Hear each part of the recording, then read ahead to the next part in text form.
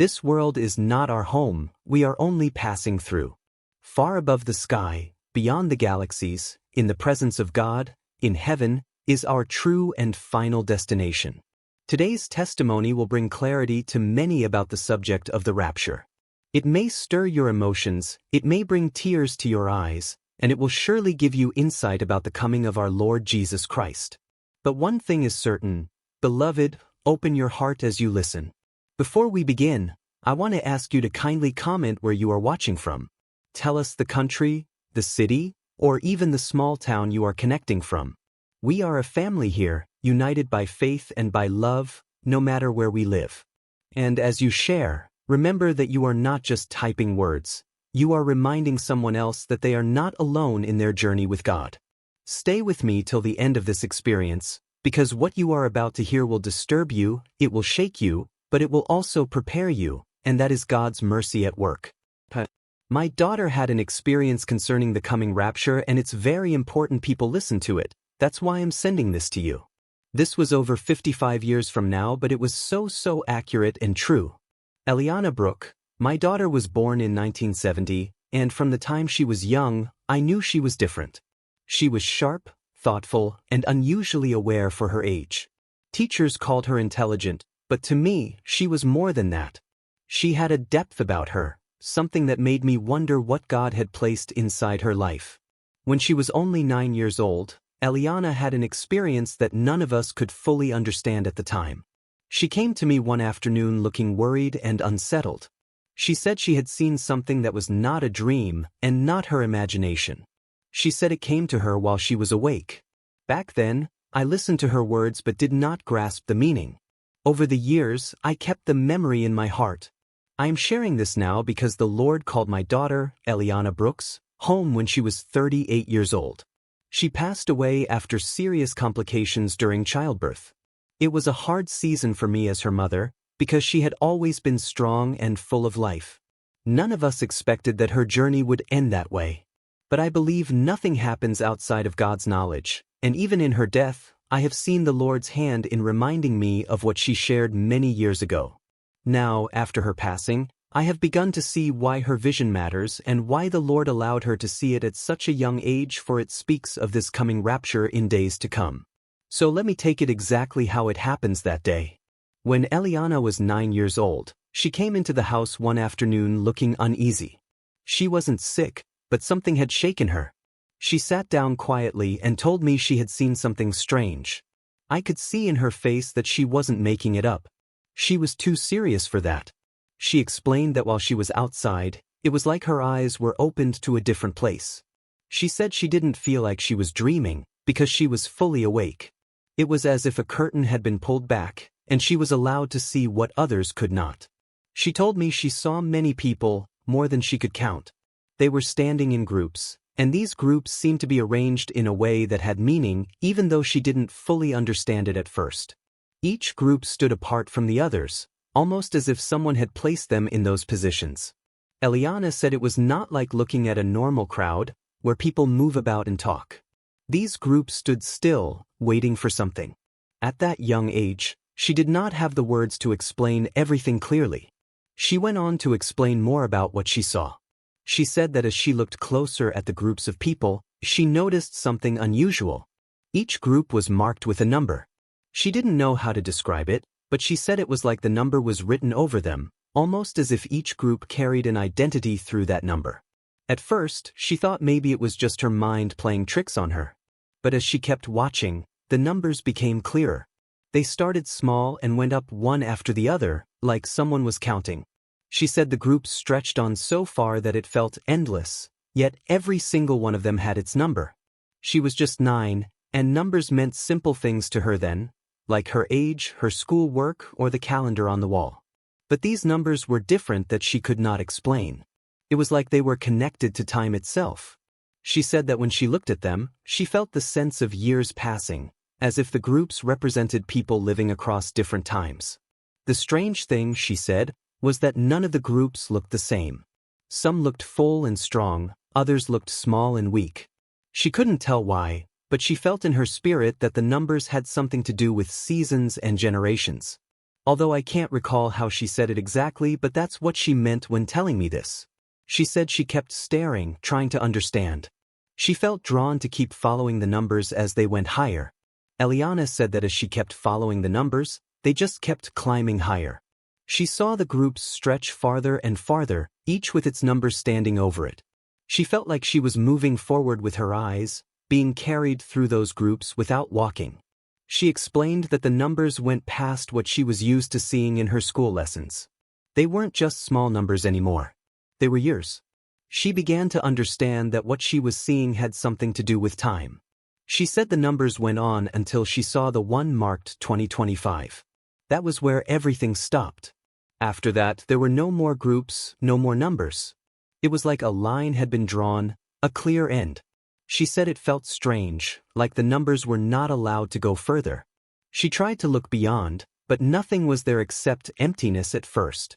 She told me she wanted to see past it, but her eyes couldn't go beyond 2025. She was left standing there in her vision, facing that stopping point, wondering what it meant.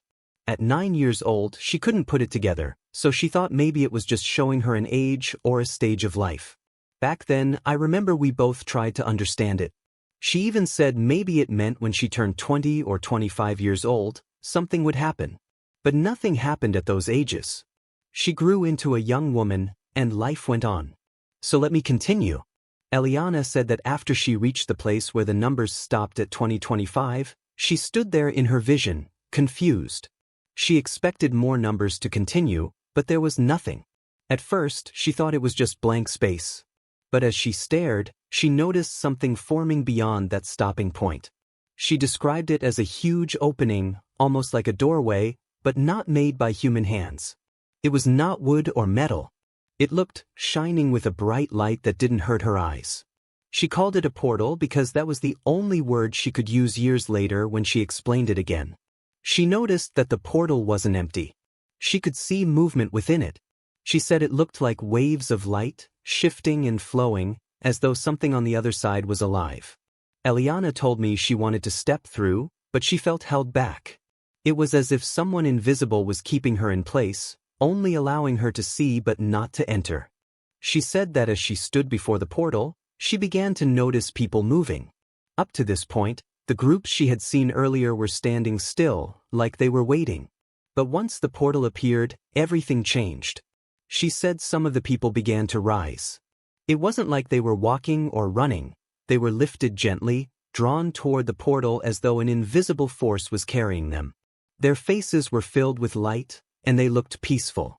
The closer they got to the portal, the brighter they became, until they almost looked like the light itself. But Elelliana also noticed something painful. Not everyone was moving toward the portal. Many people stayed behind, still standing in their groups. At first, they seemed confused, looking around as if they didn't know what was happening. Then fear came over their faces. They reached out, trying to move, but they couldn't. It was as though the power that lifted the others did not touch them. Elelliana felt sorrow as she watched. She said it became clear to her that this was the moment of separation, the moment when some were taken and others were left. She did not know the full meaning at 9 years old, but she understood later that what she saw was the rapture. She described how the people being lifted looked relieved, like they had been waiting for this moment all their lives. The ones left behind, however, looked lost, as if a door had been shut in front of them. Some cried, some shouted, and others simply stood frozen, unable to move. The scene was so real that Elelliana said she felt it in her body, even though she was only watching. She felt the joy of those rising, but also the heavy pain of those left behind. It was like both emotions pressed on her at the same time. She said that after she saw people being lifted toward the portal, her attention was drawn back to those who were left behind. She described it as one of the saddest and most frightening parts of the vision. At first, the people who remained just stood in shock. They looked around, trying to understand what had just happened. Some stretched their hands upward, as though reaching for the ones who had been taken, but it was too late. Slowly, panic began to spread among them. Their faces changed from confusion to terror. Elelliana said the world around them seemed to grow darker, not just in light but in spirit. She could feel the heaviness of hopelessness. Those who were left behind began running, some hiding, others falling to their knees, realizing they had been left. She noticed that a few of them tried to pray, but it felt empty, as if the chance they once had was already gone. The peace that covered the people who entered the portal was nowhere to be found among the ones left. Instead, there was fear, sorrow, and anger. The scene kept growing worse. She said it was like a chain reaction. Without the ones who were taken, the world started to change. There was disorder, fighting, and chaos. She saw groups of people running into the streets, breaking into places, and shouting at one another. What looked like normal life before was no longer normal. Elelliana said that as the vision continued, she was shown what life looked like for those who were left behind. The sorrow and confusion she first saw began to grow into something much worse. She saw people running through the streets, looking for food and safety. Stores were empty, and many fought over what little was left. Hunger became common, and she could feel the desperation of those searching for something to eat. Parents tried to feed their children but had nothing to give. Violence spread quickly. She saw men breaking into houses, taking whatever they wanted. People turned against each other, and trust seemed to vanish. Neighbors who once lived in peace now treated one another like enemies. She said it was like love had disappeared from the earth.